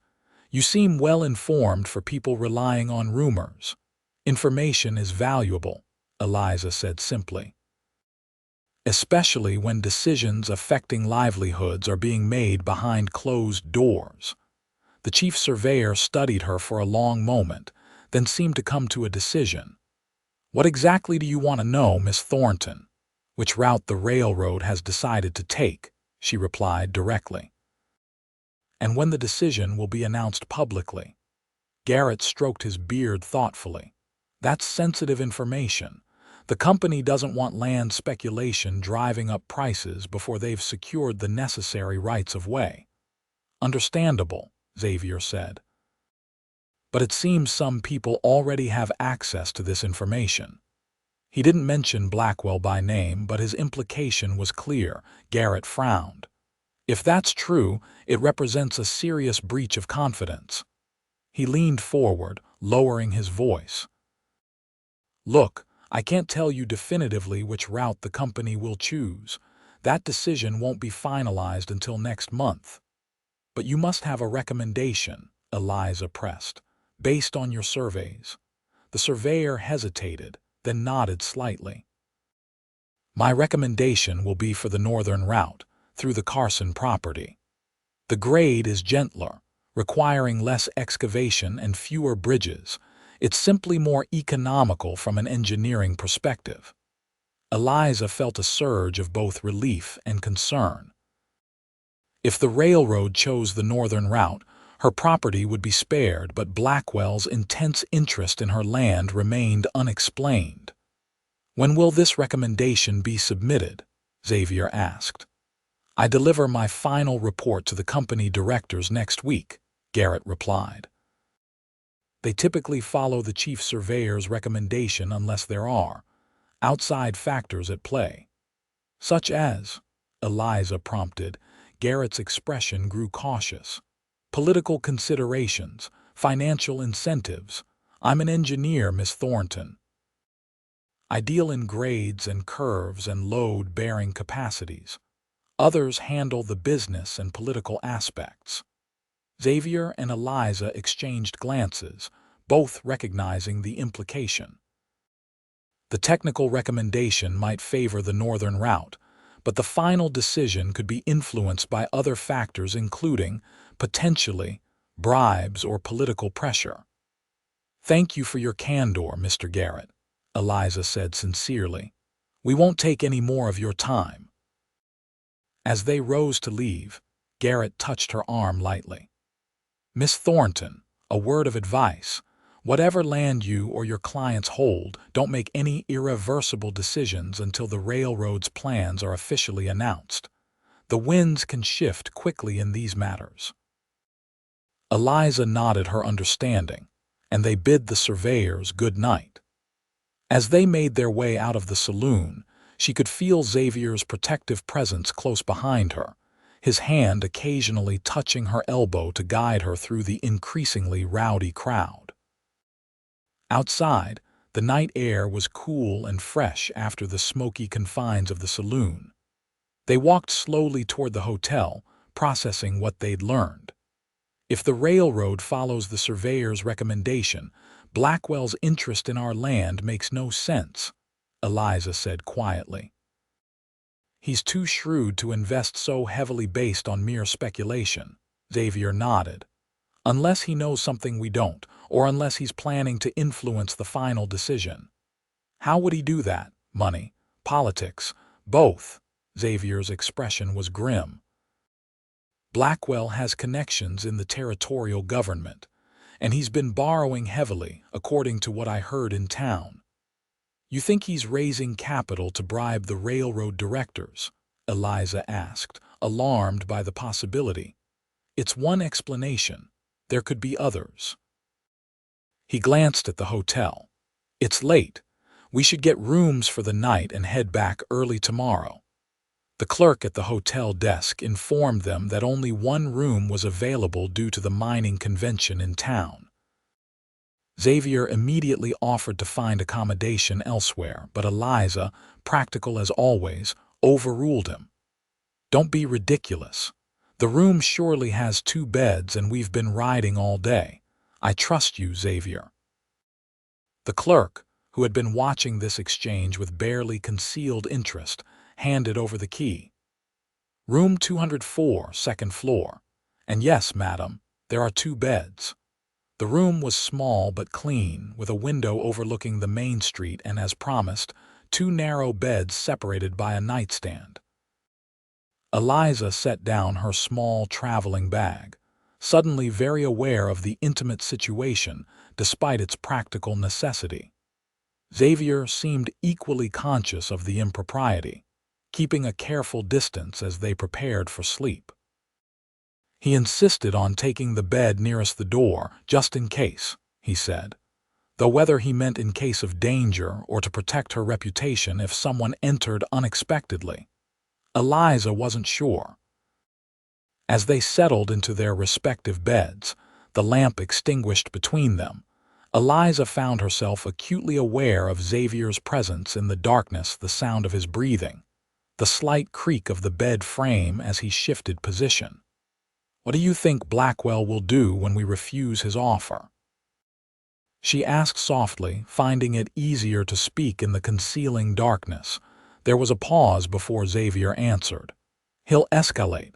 First threats, then actions. Men like him don't accept defeat easily." "Are you afraid?" The question slipped out before she could consider it. Another pause, longer this time. "Not for myself." The simple answer, with its clear implication, made her heart beat faster. "We'll face it together," she said firmly. "Whatever comes." "Yes," he agreed quietly, "we will." In the silence that followed, Eliza listened to Xavier's breathing gradually slow and deepen as he fell asleep. Her own thoughts continued to race, filled with railroad plans and Blackwell's schemes and the uncertain future of her father's land. But beneath these practical concerns ran a deeper current of awareness that something had shifted between her and the man sleeping a few feet away, something neither of them had acknowledged but both had felt. Eventually, exhaustion claimed her, and she drifted into sleep with the comforting knowledge that she was not alone in her struggles. Whatever tomorrow brought, Xavier Holcomb would be by her side, steady and reliable as the land itself. Morning came too soon, with sunlight streaming through the thin curtains and the sounds of the town already bustling below their window. They prepared quickly and departed the hotel after a hasty breakfast, eager to return to the ranch with their new information. The ride back to Oak Ridge was faster than their journey to Silverton, both of them pushing their horses at a steady pace, stopping only when necessary to rest the animals. They discussed their options as they rode, weighing what they'd learned against Blackwell's impending deadline. "If the surveyor's recommendation holds, the railroad will take the northern route," Eliza reasoned. "But Blackwell clearly believes he can influence the decision to favor the southern route through our land." Xavier nodded. "The question is whether he's right, and whether we can counter whatever pressure he's applying." "We don't have his money or his connections," Eliza pointed out. "What we do have is information. He doesn't know that we know about the railroad plans." "That gives us an advantage," Xavier agreed, "but a small one. We need to decide how to use it." By the time they reached the Thornton ranch in the late afternoon, they had formulated a plan, or at least the beginnings of one. The Donovan brothers reported that all had been quiet during their absence, though Paul mentioned seeing riders watching the property from a distant ridge earlier that day. "Blackwell's men," Xavier surmised, "keeping an eye on us." After a quick meal and an hour to rest, Eliza and Xavier sat at the kitchen table, finalizing their strategy for Blackwell's return on Sunday. The plan was simple but risky, relying heavily on timing and their ability to bluff a man known for his business acumen. "If it works," Eliza said, tracing a pattern on the worn tablecloth, "we secure the ranch's future. If it fails—" "It won't fail," Xavier assured her, his hand briefly covering hers in a rare gesture of physical contact. "But even if it does, we'll find another way. I promise to help you keep this land, and I mean to keep that promise." The certainty in his voice gave her strength, as did the warm pressure of his hand on hers. When he withdrew it a moment later, she found herself missing the connection. The next day, Saturday, they worked on the ranch as usual, making no outward indication that anything had changed. But both were acutely aware of the approaching confrontation with Blackwell, and both took extra precautions with security. Xavier moved his bedroll even closer to the front door that night, his revolver within easy reach. Sunday dawned clear and hot, the kind of summer day that shimmered with heat by mid-morning. Eliza dressed with care, choosing a simple but well-made dress that had been her mother's, a silent reminder of her family's legacy and her determination to preserve it. Xavier, too, had made an effort with his appearance, wearing a clean shirt and the dark vest he'd worn to church. His hair was neatly combed, though still too long by Eastern standards, and he'd trimmed his stubble. He looked, Eliza thought, like a man prepared to conduct serious business. Blackwell and his men arrived precisely at noon, as they had expected. This time, there were 6 riders instead of 4. Blackwell, Delaney, and 4 hands, all armed. They dismounted in the yard, arranging themselves in a loose semicircle that felt more like a show of force than a business meeting. Eliza and Xavier stood on the porch, presenting a united front. The Donovan brothers were positioned strategically, Paul near the barn where he had a clear line of sight, and Michael at the corner of the house, both armed with rifles. "Miss Thornton," Blackwell called, removing his hat with exaggerated courtesy. "I trust you've had sufficient time to consider my generous offer." Eliza stepped forward slightly, Xavier remaining half a step behind her right shoulder, close enough to intervene if necessary, but clearly allowing her to lead the discussion. "I have indeed, Mr. Blackwell," she replied evenly. "And I've decided to make a counter-offer." Blackwell's eyebrows rose in surprise, then lowered in suspicion. "A counter-offer? My dear, you misunderstand the situation. I'm not here to negotiate. $1,500 is my final offer." "That's unfortunate," Eliza said with a calm she didn't entirely feel. "Because I was prepared to sell you a portion of the Thornton property, specifically, a right-of-way along the southern boundary." Blackwell went very still, his facade of gentility slipping to reveal calculated assessment. "A right-of-way," he repeated slowly. "For what purpose would I need such a thing?" "I think we both know the answer to that, Mr. Blackwell." Eliza met his gaze steadily. "The Denver and Rio Grande Railroad will be making a decision about their spur line very soon. A decision you're hoping to influence in favor of the southern route." A muscle twitched in Blackwell's jaw, the only indication that her words had struck home. "You've been busy, Miss Thornton. Knowledge is power, Mr. Blackwell, something my father taught me." She descended the porch steps, stopping at the bottom. "Here's my offer. 100-foot-wide right-of-way along the southern boundary of my property in exchange for $3,000 and guaranteed water rights for the Thornton Ranch in perpetuity." Blackwell's expression shifted from surprise to calculation to barely suppressed anger. "That's outrageous. The entire property isn't worth $3,000. "It will be once the railroad comes through," Eliza countered. "We both know that. My offer gives you what you really want: control over the southern route while allowing me to keep my ranch intact." Blackwell glanced at Xavier, who remained impassive on the porch, then back to Eliza. "And if I refuse?" "Then I'll take what I know about your plans to the railroad directors," she said simply. "I'm sure they'd be interested to learn how you've been attempting to manipulate their decision-making process." It was a bluff. She had no direct evidence of Blackwell's machinations, only reasonable suspicions.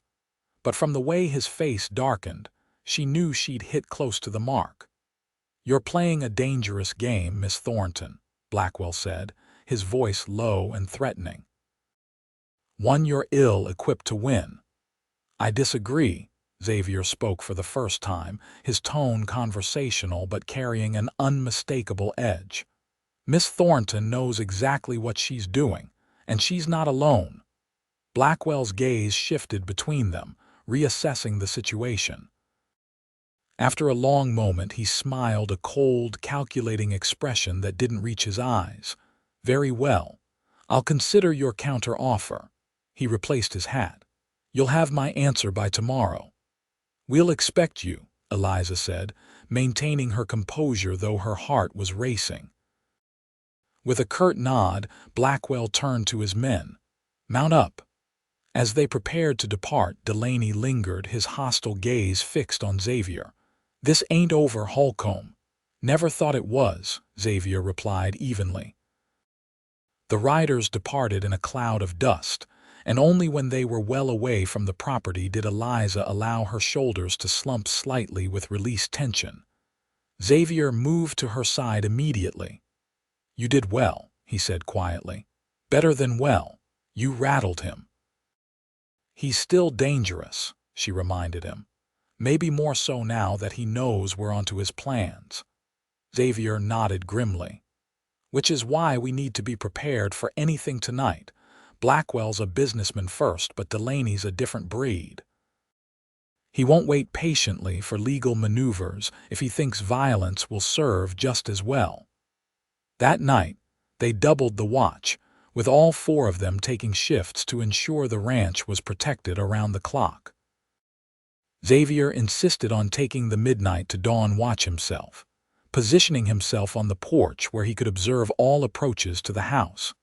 Eliza should have been sleeping during her off-watch hours, but rest eluded her. Around 2 in the morning, she gave up trying and made her way downstairs, a shawl wrapped around her nightdress for modesty. She found Xavier sitting in the porch rocker, rifle across his knees, his gaze sweeping the moonlit landscape with methodical attention. He turned at the sound of the door opening, his expression softening when he saw her. "Can't sleep?" he asked quietly. She shook her head, moving to sit in the second rocker beside him. "Too much on my mind." They sat in companionable silence for a while, the night sounds of the ranch crickets, the occasional lowing of cattle, the soft nickering of horses in the corral creating a peaceful backdrop that belied the tension of their situation. "You think Blackwell will accept my offer?" Eliza asked eventually. Xavier considered the question. "If he's rational, yes. It gives him what he needs without the complications of owning the entire ranch. But men like Blackwell don't like being outmaneuvered, especially by those they consider beneath them." "A woman, you mean?" "Yes," he acknowledged, "though that's his mistake underestimating you." The simple statement, delivered without flattery or condescension, warmed her more than any elaborate compliment could have. "Thank you." "For what?" "For seeing me," she said softly. "As I am. Not as what others expect a woman to be." Xavier turned to look at her, his face half illuminated by moonlight, half in shadow. "Your father raised you to be strong, independent, to think for yourself. I respect that." "He did," Eliza agreed. "But many men find those qualities threatening in a woman." "Many men are fools," Xavier replied simply. She smiled at that, then grew serious again. "If Blackwell accepts our offer, what happens next, for the ranch, and for you?" The question hung between them, laden with implications neither had voiced aloud. Xavier was silent for so long that Eliza thought he might not answer. "The ranch would be secure," he said finally. "With $3,000 you could rebuild the herd, make all the necessary repairs, hire more hands if needed.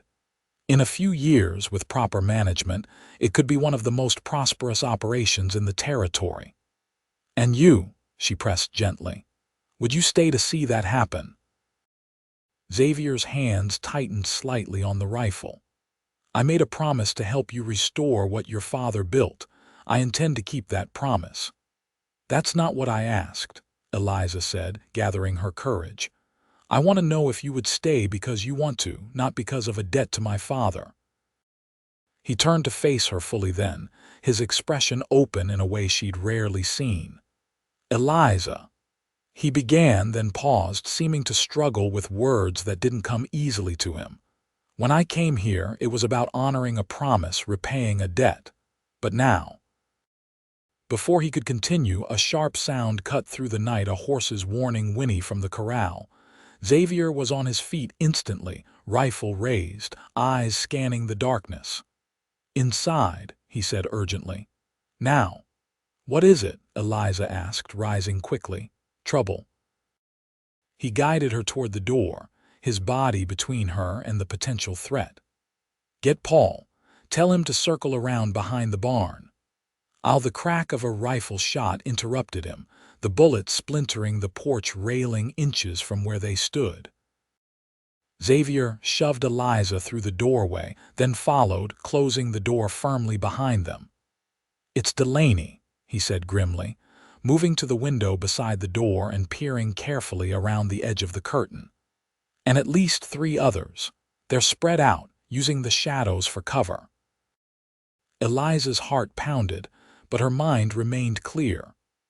"I'll get Paul," she said, moving toward the back of the house where the younger Donovan brother was sleeping. Within minutes, all 4 defenders were positioned strategically throughout the house, Xavier at the front, Michael at the back, Paul upstairs with a clear view of the yard, and Eliza in the kitchen where she could move quickly to wherever she was needed, her father's shotgun loaded and ready. Another shot rang out, this one shattering a window in the parlor. Xavier returned fire, his shot aimed not to hit but to drive the attackers back into cover. "They're trying to draw us out," he called to the others. "Stay inside. Wait for them to make a mistake." For nearly an hour, a tense standoff ensued, with occasional shots exchanged but no clear advantage gained by either side. Eliza moved between positions, bringing water and extra ammunition, her fear gradually giving way to a cold determination to defend her home. As false dawn began to lighten the eastern sky, Xavier signaled for her to join him at the front window. "They're getting impatient," he whispered. "Delaney's moved closer, trying to reach the porch. If he makes it, he'll try to force entry."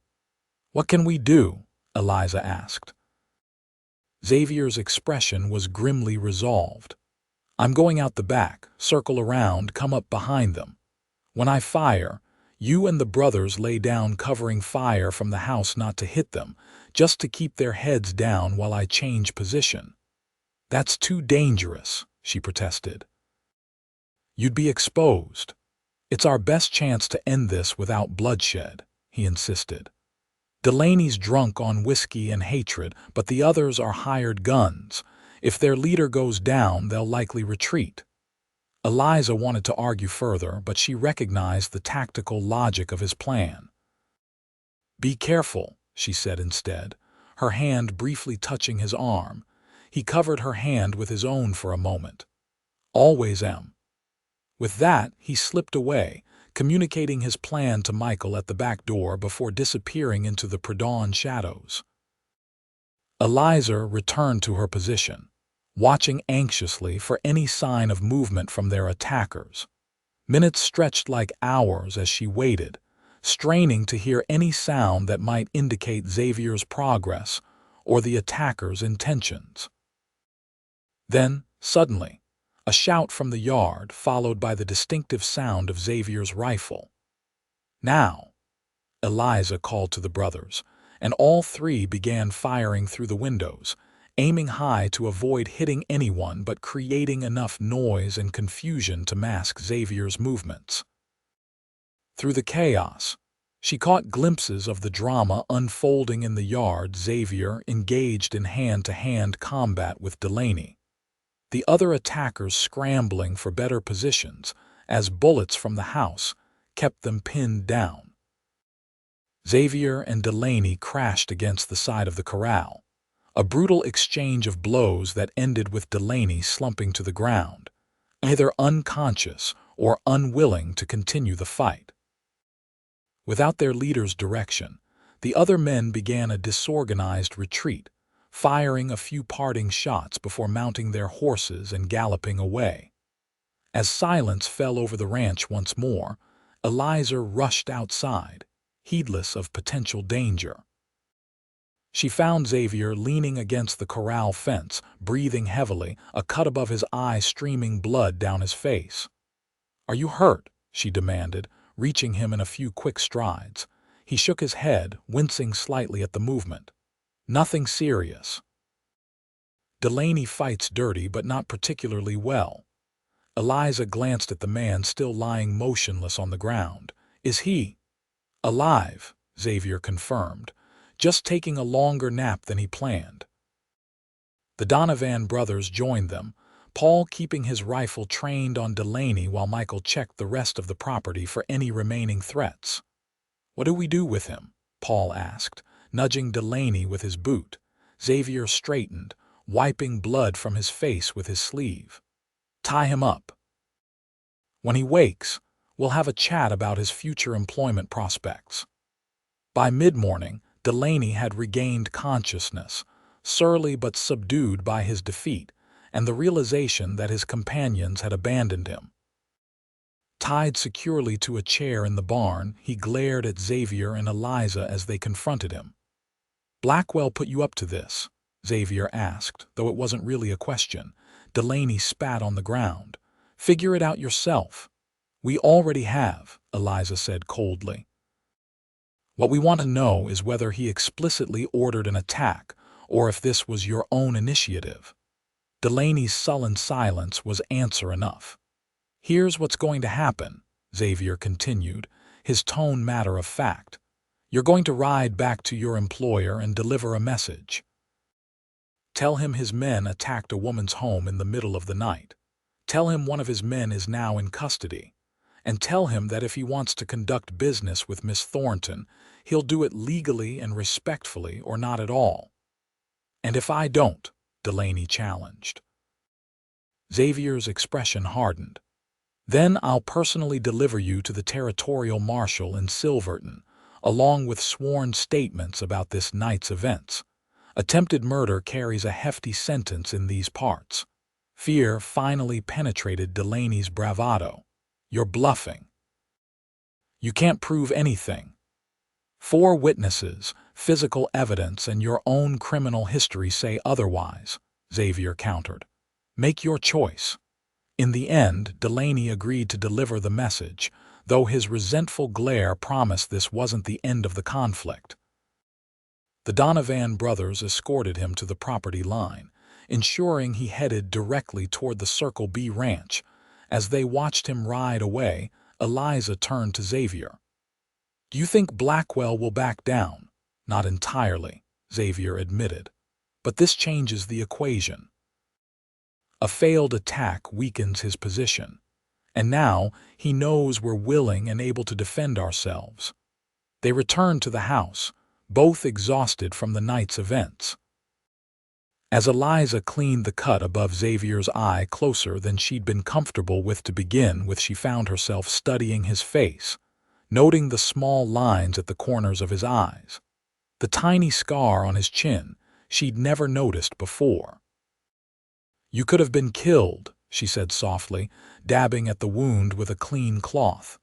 "So could you," he pointed out. "Hazard of ranch life in these parts." "Is it?" she challenged. "Or is it a hazard of standing up to men like Blackwell?" Xavier captured her hand, stilling its movement. "Eliza, this isn't the first fight I've been in, and it won't be the last. What matters is that we defended your home together." She met his gaze, struck by the intensity in his blue eyes. "Before the attack," she said hesitantly, "you were about to say something about why you might stay." He didn't release her hand, his thumb moving in a small, unconscious circle against her skin. "I was," he acknowledged, "and I think you know what it was." "I'd rather hear you say it," she replied, her voice barely above a whisper. Xavier took a deep breath, as if gathering courage for something more daunting than facing armed attackers. "I've been drifting for years, Eliza, never staying anywhere long enough to put down roots. But here with you, I've found something I didn't know I was looking for. A purpose beyond just surviving, a place that could be home." The simple honesty of his words touched her deeply. "And what about me?" she asked. "Have you found something in me worth staying for?" His free hand rose to gently brush a strand of hair from her face. "Everything about you is worth staying for. Your strength, your determination, your compassion. I came here to repay a debt to your father, but I'd stay for you, Eliza Thornton, if you'll have me." The confession, spoken in his deep, steady voice, made her heart race. Without overthinking, she leaned forward and pressed her lips to his, a brief, gentle kiss that nonetheless contained a promise. When she pulled back, Xavier looked momentarily stunned. Then a smile slowly spread across his face, the first full, genuine smile she'd seen from him. "I'll take that as a yes," he said softly. "It's a yes," she confirmed. "But there's still Blackwell to deal with and the ranch to rebuild," and he silenced her with another kiss, this one deeper and more assured. "One challenge at a time," he murmured when they parted. "Together."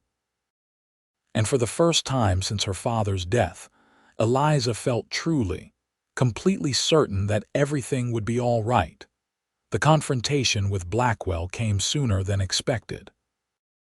By early afternoon, a cloud of dust on the horizon announced the approach of riders more than before, at least 10 men accompanying Blackwell himself. "This could be trouble," Xavier said grimly as they watched from the porch. "Get the Donovans. Tell them to bring all the firearms." But as the riders drew closer, Eliza noticed something unexpected. "Look," she said, pointing. "The man riding beside Blackwell, that's Sheriff Taylor from Oak Ridge."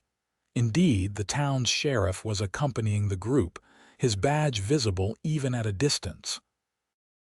The presence of law enforcement changed the nature of the approaching confrontation, though whether for better or worse remained to be seen. The riders halted at a respectful distance from the house, and Blackwell and the sheriff rode forward alone. Xavier and Eliza stood their ground on the porch, the Donovan brothers positioned strategically nearby. "Miss Thornton," the sheriff called. "Mr. Holcomb, Mr. Blackwell has some serious allegations about events here last night." "I'm sure he does," Xavier replied evenly, "though I doubt they match what actually happened." Blackwell's face was a mask of controlled fury. "My foreman returns with tales of being ambushed, held against his will, and threatened with false charges. I demand justice." "Your foreman led an armed attack on this property in the middle of the night," Eliza countered. "We defended ourselves, as is our right."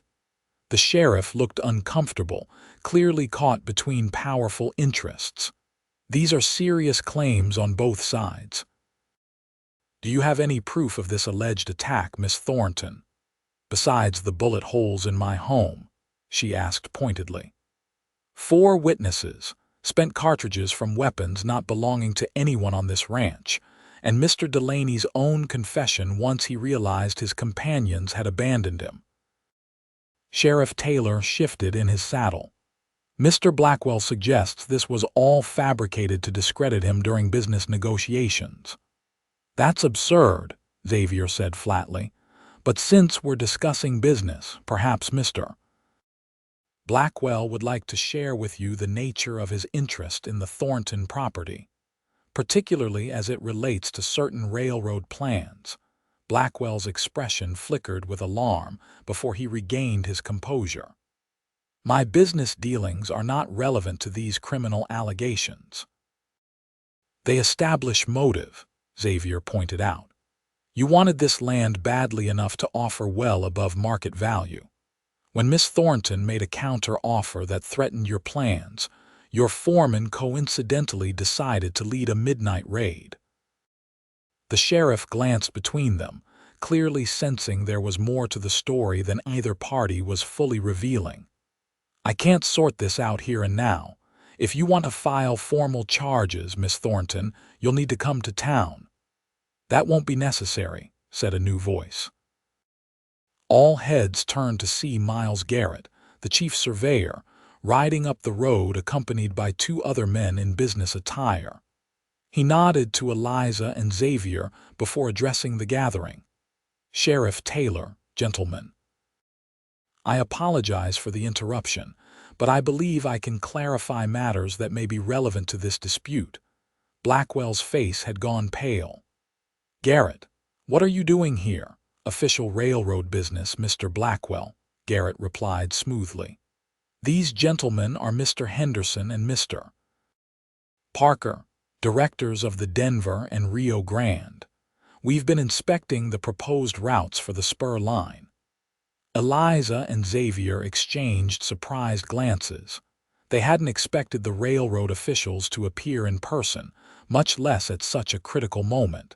"And what have you concluded?" Sheriff Taylor asked, clearly trying to understand how this related to the alleged attack. "The board has accepted my recommendation for the northern route," Garrett announced. "The decision was finalized this morning in Silverton." A murmur ran through Blackwell's men. The rancher himself seemed momentarily speechless, his plans crumbling before his eyes. "Furthermore," Garrett continued, "the board has become aware of attempts to improperly influence this decision through various means, including threats and possibly bribes offered to certain officials. The railroad takes such matters very seriously." Blackwell found his voice at last. "That's preposterous.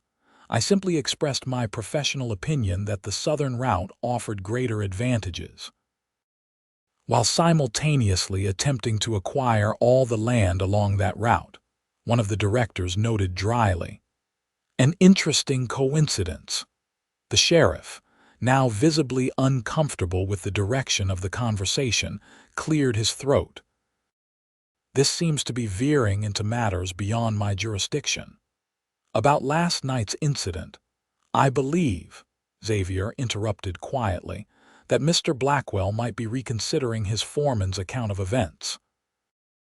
After all, false accusations of this nature could be troublesome for a businessman hoping to maintain good relations with the railroad." Blackwell glared at Xavier with undisguised hatred, but the calculation in his eyes was obvious. With the railroad's decision made and his scheme exposed, pursuing the matter of last night's confrontation would only bring additional scrutiny he couldn't afford. "It seems," he said finally, his voice tight with suppressed rage, "that there may have been a misunderstanding. Delaney can be overzealous in his duties. Perhaps he acted without proper authorization." "Perhaps," Xavier agreed, his tone making it clear he didn't believe this for a moment. Sheriff Taylor looked relieved at this potential resolution. "So you're withdrawing your complaint, Mr. Blackwell?" "For now," Blackwell said, the implicit threat clear in his tone. He turned to Eliza. "As for our business negotiations, Miss Thornton, I'll need time to reconsider my position in light of these new developments." "Take all the time you need," Eliza replied coolly. "My counter-offer remains open, should you find it of interest." With a curt nod, Blackwell turned his horse and rejoined his men. The group departed without further comment, leaving the sheriff, the railroad men, and the Thornton Ranch defenders in an awkward tableau. "Well," Sheriff Taylor said after a moment, "since there's no complaint to investigate, I'll be heading back to town. Miss Thornton, Mr. Holcomb." He tipped his hat and followed after Blackwell's group, clearly glad to be removed from the tense situation. Once the sheriff was out of earshot, Eliza turned to Garrett and the railroad directors. "Your timing is impeccable, gentlemen, though I admit I'm curious about what brings you here in person." Garrett dismounted, followed by his companions. "May we discuss this inside, Miss Thornton?" It's been a long ride from Silverton. Eliza nodded, leading the way into the house. Once everyone was settled in the parlor with coffee that Xavier had quickly prepared, the older of the two directors, Henderson, came directly to the point. "Miss Thornton, we owe you an apology. It appears that information about our plans was leaked to Mr. Blackwell by someone within our organization. This put you and your property at risk, which was never our intention." "I appreciate the acknowledgement," Eliza said carefully, "but that doesn't explain your presence here today." "No," Henderson agreed. "We're here because, while the northern route has indeed been approved as the primary path for the spur line, we're also interested in establishing a secondary branch, a much smaller line that would connect to the Carson property route and extend to the mining operations near Silverton. And this secondary branch would cross Thornton land," Xavier surmised. Parker, the younger director, nodded. "Ideally, yes. It would require a much narrower right-of-way than the main line, 50 feet instead of 100, and would involve less frequent train traffic. But it would still provide all the benefits of rail access for your ranch." Eliza considered this new information. "And you'd like to purchase this right-of-way from me?" "We would," Henderson confirmed. "At fair market value, with appropriate compensation for any disruption to your operations during construction. Unlike Mr. Blackwell, we prefer to conduct business transparently and legally."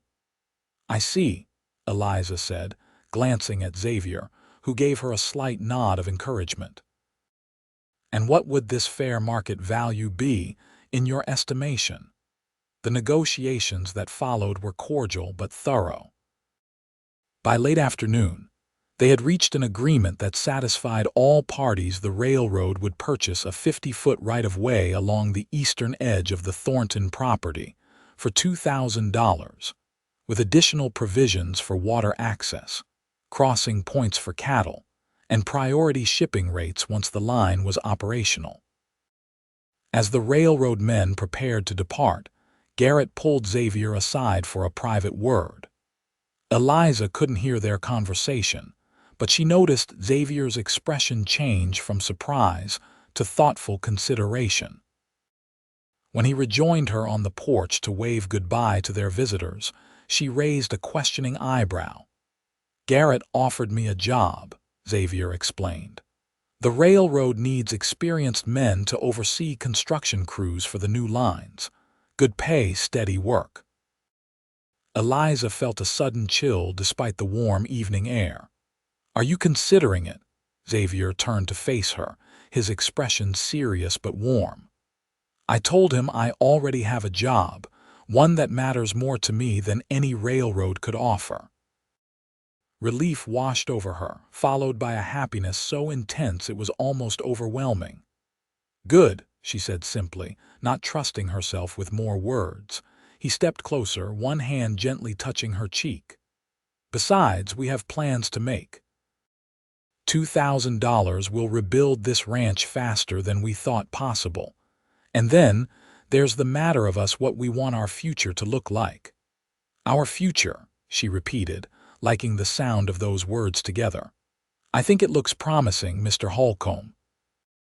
"Very promising, Miss Thornton," he agreed, bending to kiss her as the sun began to set over the land they had fought so hard to protect, the land that would now be their home together.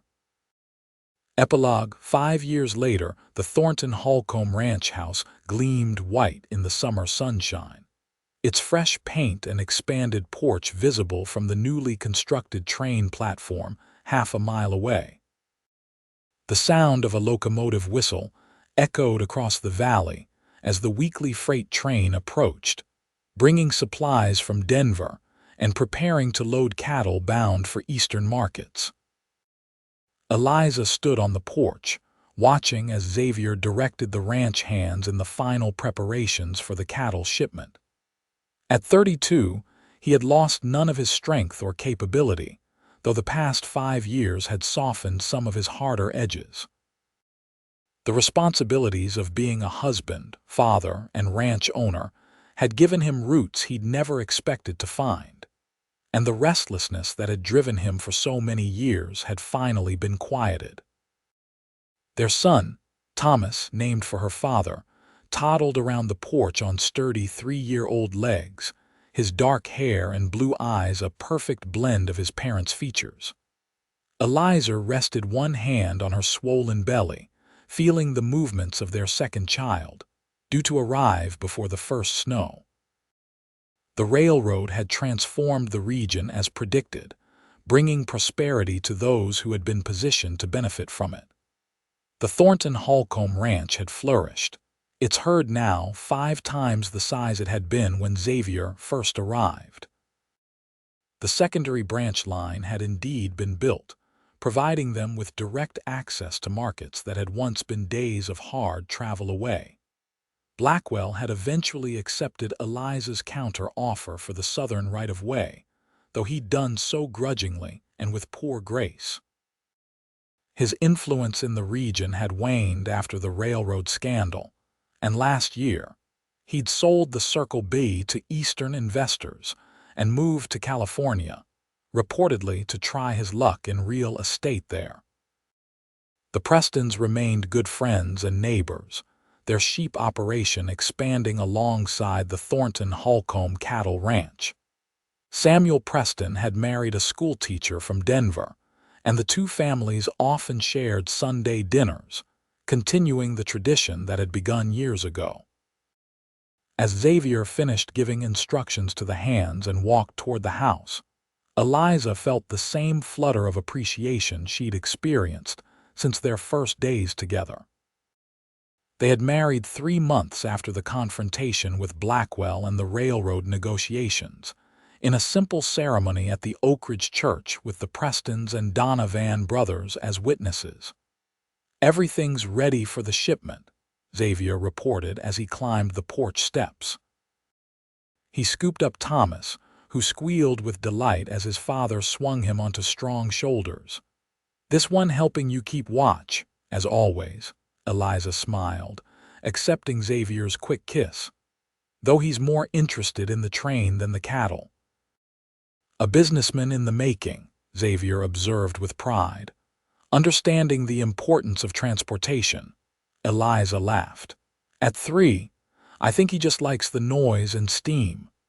They stood together, watching as the train pulled up to the small platform where their cattle waited in pens. The engineer waved, and Xavier returned the greeting. It was a scene that would have seemed impossible when Eliza had stood alone at the auction block 5 years ago, watching her family's legacy slipping away. "I never thanked you properly," she said suddenly, leaning against Xavier's side. He looked down at her, puzzled. "For what?" "For raising your hand that day. For believing this place was worth saving when everyone else had written it off." Xavier's arm circled her shoulders, pulling her closer. "Best decision I ever made," he said simply. "Though I had no idea where it would lead." "No regrets?" she asked, a question she still posed occasionally, needing reassurance that his wandering nature had truly been satisfied. His answer was always the same, delivered with absolute conviction. Not a single one. As they watched the train being loaded, their son babbling happily on Xavier's shoulders and their second child stirring within Eliza's womb, the future stretched before them bright, secure, and shared. The land that had been fought for and defended would pass to the next generation, along with the story of how one cowboy's raised hand had changed everything. In that moment, with her family beside her and her home thriving around her, Eliza Thornton Holcomb knew with absolute certainty that sometimes the greatest love stories began not with grand declarations or fairy tale meetings, but with a simple gesture of faith when it was needed most.